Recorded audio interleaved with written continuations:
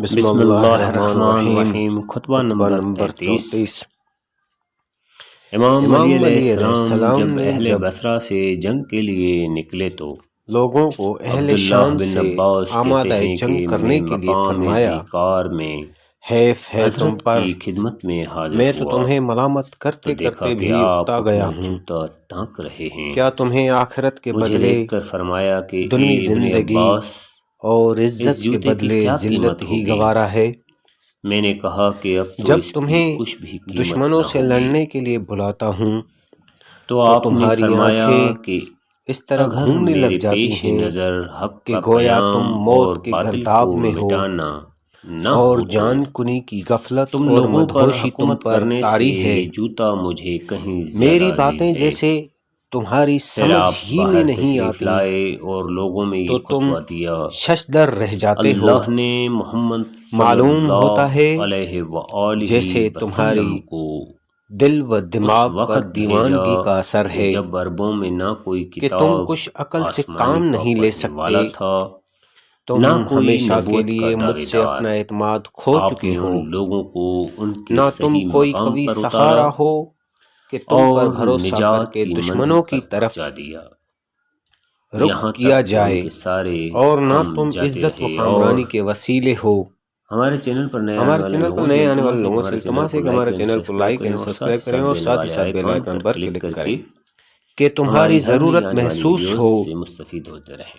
تمہاری حالات مثال محکم و تو ان استوار ہو اونٹوں گئے۔ کی سی ہے خدا جن کی کے قسم چرواہے میں گم بھی ہو ان گئے ہوں۔ لوگوں میں تھا جو اگر اس انہیں ایک صورتحال طرف میں سے انقلاب سمیٹا پیدا جائے کر رہے تھے، تو دوسری طرف سے تتر یہاں بتر تک ہو کہ جائیں گے۔ انقلاب مکمل ہو گیا۔ خدا کی قسم میں نے تم اس جنگ کے کام میں نہ شعلے کمزوری بھڑکانے کے لیے دکھائی نہ بہت بزدلی سے برے کام لیا، ثابت ہوئے ہو۔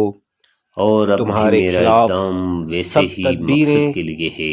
ہوا کرتی ہیں، تو صحیح جو میں اور باطل تم کو چیر دشمنوں کر کے خلاف کوئی حق کو تدبیر اس کے نہیں پہلو کرتے۔ سے نکال لوں۔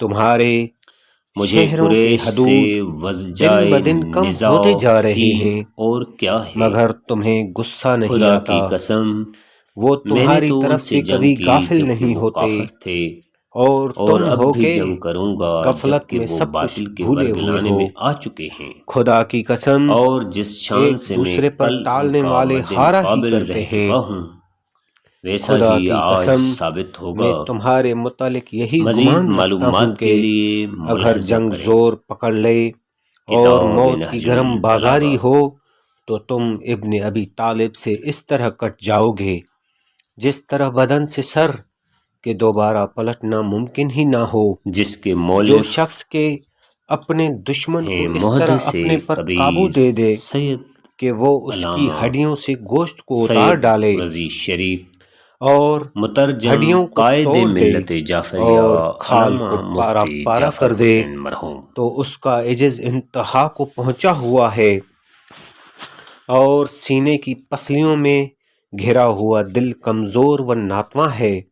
اگر تم ایسا ہونا چاہتے ہو تو ہوا کرو، لیکن میں تو ایسا اس وقت تک نہ ہونے دوں گا جب تک مقام مشارف کی تیز دھار تلواریں چلا نہ لوں کہ جس سے سر کی ہڈیوں کے پرکھچے اڑ جائیں اور بازو اور قدم کٹ کٹ کر گرنے لگیں۔ اس کے بعد جو اللہ چاہے وہ کرے۔ اے لوگو، ایک تو میرا تم پر حق ہے اور ایک تمہارا مجھ پر حق ہے کہ میں تمہاری خیر خواہی پیش نظر رکھوں اور بیت المال سے تمہیں پورا پورا حصہ دوں اور تمہیں تعلیم دوں تاکہ تم جاہل نہ رہو، اور اس طرح تمہیں تہذیب سکھاؤں جس پر تم عمل کرو، اور میرا تم پر یہ حق ہے کہ بیعت کی ذمہ داریوں کو پورا کرو اور سامنے اور پس پشت خیر خواہی کرو۔ جب بلاؤں تو میری صدا پر لبیک کہو، اور جب کوئی حکم دوں تو اس کی تعمیل کرو۔